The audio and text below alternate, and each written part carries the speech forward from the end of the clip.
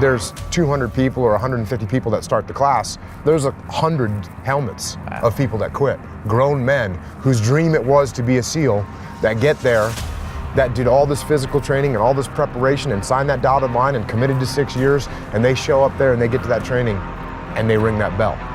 No one knows who's gonna make it through that program. The only way to know what's in the core of a human being is to rip that thing apart and see what's in there. And until you rip it apart and see what's in there, you don't know. You're watching the kids and they're beat down, they're chafed, they're bleeding between their legs. Just misery. And then you get the result. What does it take to not ring the bell? Don't quit. People always ask me, what should I concentrate on? What's your advice for me going to BUD/S? I'm like, don't quit. Well, if you want to be a good leader, you have to understand human nature.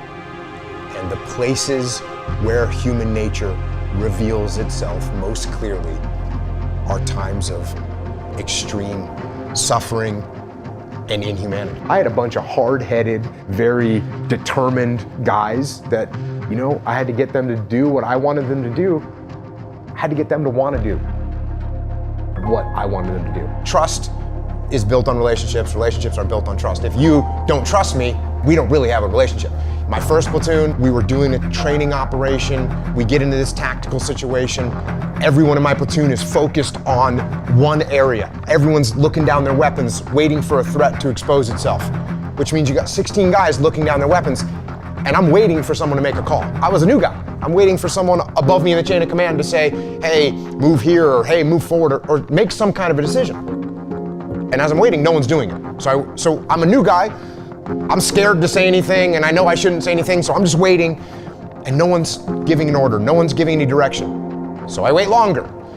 And this goes on for probably 30 seconds or a minute, which is a really long time when you're trying to take down a target. And finally I said to myself, all right, I'm gonna see what's going on. So I actually point my weapon at the ceiling, and I take a step back, and I just look around. And I see that every single person in my platoon, including my platoon commander, including the assistant platoon commander, including the platoon leading petty officer, everyone is just focused on their weapons, and no one's making a decision. And I can see this. And because I'm looking around, and I'm detached from the scenario, just by 8 inches, I stepped back and looked around. I can see what decision needs to be made. And so I summoned up as much courage as I could as a new guy, because new guys don't make decisions. And I said, hold left, clear right, which was a basic command that we had rehearsed and you would practice. And I expected someone to say, shut up, shut up, Jocko. But instead they repeated the command. They all said, hold left, clear right, which means we were gonna execute it. And sure enough, the guys on the left held and the guys on the right cleared, and we got done. And instead of someone saying, hey, you need to keep your mouth shut, like one of the more senior guys said, hey, good job up there, way to make a call. So I looked at it and I said, wait a second, how could I have, as a new guy, have made a decision in that situation that was better than what the more senior, more experienced guys were making? And I realized it was because I took a step back and detached from it. So at that moment, I said to myself, okay, from now on, when I get into these tactical scenarios, I'm gonna take a step back and I'm gonna try and look around and I'm gonna try and detach myself from the chaos and the mayhem. And I started doing it all the time. In every tactical situation, in the land warfare, in the mountains, in the urban environments, I was doing it all the time. And I was able to see what was happening. It was like a superpower to be able to see what was happening and make decisions. And so then I actually started doing it when I was having conversations. And if you and I were in a disagreement and you started getting emotional, instead of me getting emotional back at you, I would just take a step back and be like, oh, okay, he's really concerned about this. Why is he so concerned? What does he see that I don't see? And I started actually just detaching all the time. And that became a very powerful tool in leadership that I use to this day. My second platoon, our platoon commander, the guy actually in charge of the whole platoon, he's not very experienced. He didn't listen. He didn't take advice. He didn't take guidance. Everything was like his way or the highway. And we had a mutiny inside of our platoon. We went to our commanding officer and said, hey, sir, we don't want to work for our platoon commander. He doesn't listen, he's arrogant. And eventually what ended up happening was this guy got fired. as our platoon commander. And that left an impact on me because as I'm watching this going, I'm thinking to myself, why don't we like this guy? Why doesn't anyone want to listen to this guy? Why don't we want to follow this guy?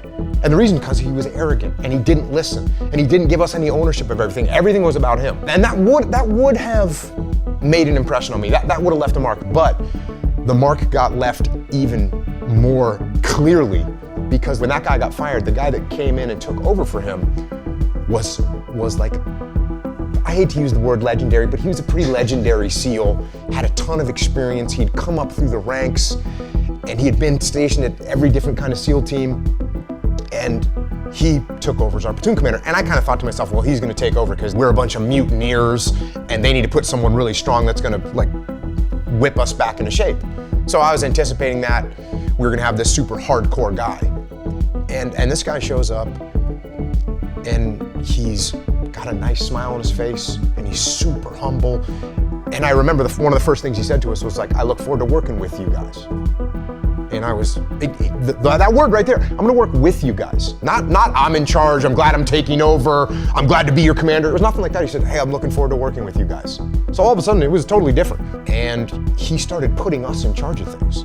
Instead of him coming up with a plan, he would say, hey, you guys come up with a plan and let me know how you wanna do it.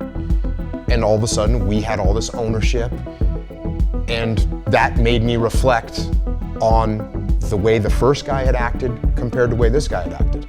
And I realized how important it was to be a humble leader and to listen to other people and to give ownership to other people. In the 3rd platoon, it was a good solid platoon and we had a good platoon commander and we were out in the desert doing some training and some targets popped up. We start engaging the targets like we're supposed to and everyone gets in the prone position and is returning fire. And I did what I had been doing this whole time, which was detach. I kind of took a step back, shot a couple rounds, then kind of pulled back and looked to see what was going on. And I saw the call that needed to be made. And I gave the platoon commander a couple seconds to make a call, and he didn't make it. So, I made the call, peel left. And everyone said, okay, peel left. And we peeled left and we left the scenario and we got our distance and then we stopped the training exercise and we did a little debrief.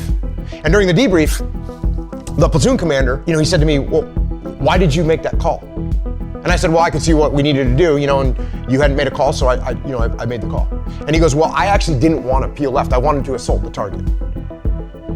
And right there in that split second, I kind of thought to myself, well, like part of my ego flared up and I was kind of thinking I could have said something along the lines of, well, you need to make a call faster. If you're not going to step up and lead, then I'm going to do it. Like I could have said that. But I realized at that moment in time, wait a second, I didn't need to make a call. The problem could have developed more. But for some reason I thought that I needed to be the guy. And I said, no, you know what? You don't need to be the guy. You're leader. You need to support your leader.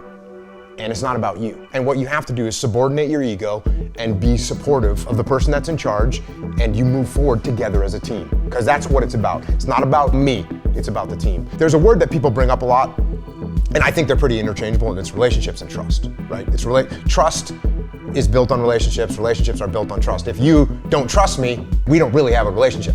Well, if you want to be a good leader, you have to understand human nature. And the places where human nature reveals itself most clearly are times of extreme sorrow, pain, suffering, and inhumanity. And if we don't recognize what causes that, where that comes from, and that it's actually possible, then it's bound to happen again.